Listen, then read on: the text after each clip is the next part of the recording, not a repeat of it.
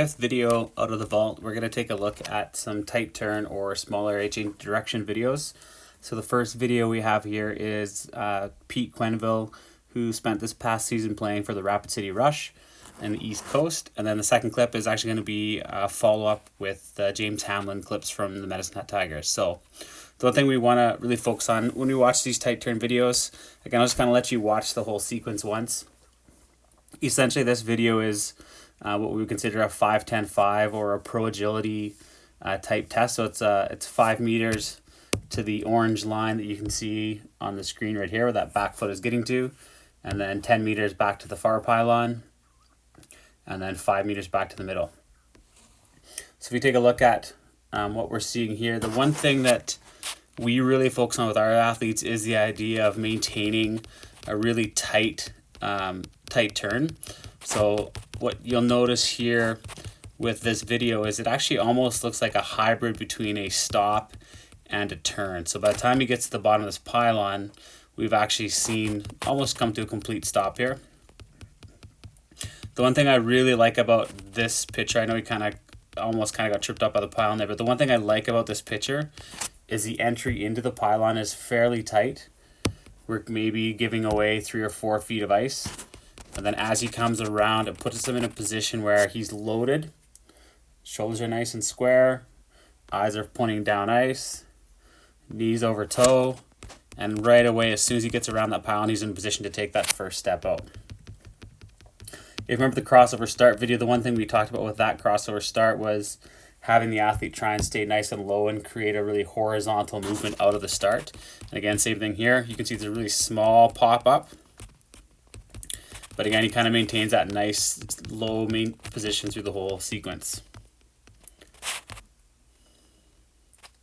If we take a look at the second clip,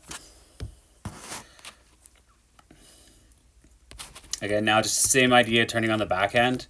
This one is a little bit different. What I actually like more on this side here, I feel like this is a bit stronger side for him, is you're going to see on the entry, now it looks a little bit more like a jab step tight turn. So as he enters, or a punch stop, you're going to see that front leg, knee out over top of the toe again.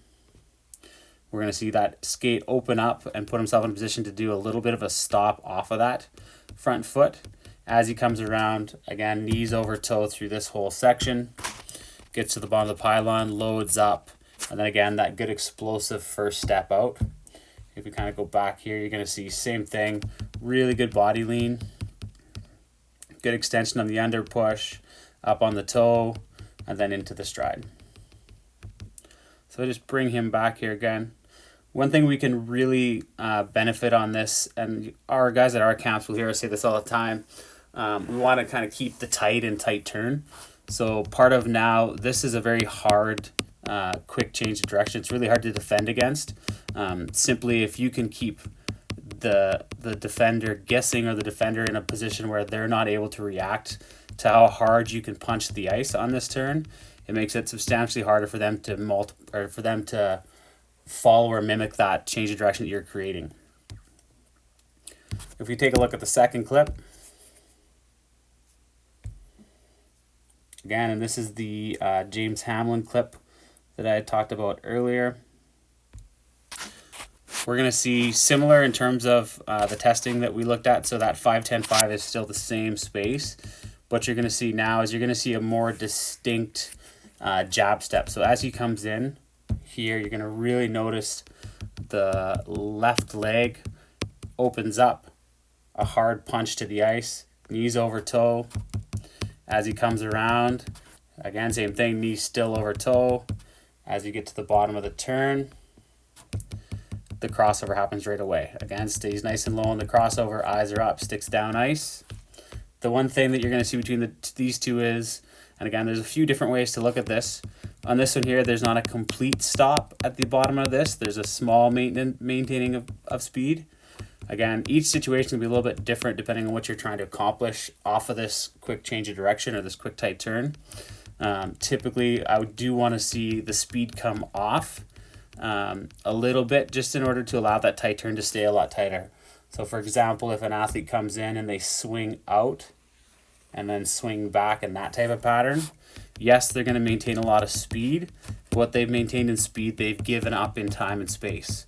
So now this athlete's already exploding out here, and you have to follow them and kind of create that same pattern where you're, again, created your 2 stick lengths, so your stick length of space away from that player. Again, on the other side, the faster we're going, you'll probably notice the harder we have to punch. So in the second clip, again, really good job. There's the entry, knee over toe, like I said, the jab step with the inside foot, gets to the bottom, eyes are up ice, stays nice and low. This one's got a little bit more of a stop to it. Good under push, and then right into the stride.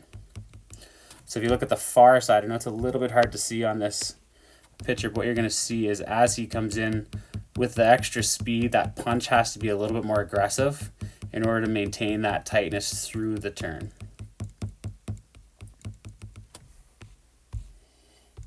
If you have any questions about this analysis, feel free to reach out to us, www.makingstrides.com, or send me an email, brian@makingstrides.com.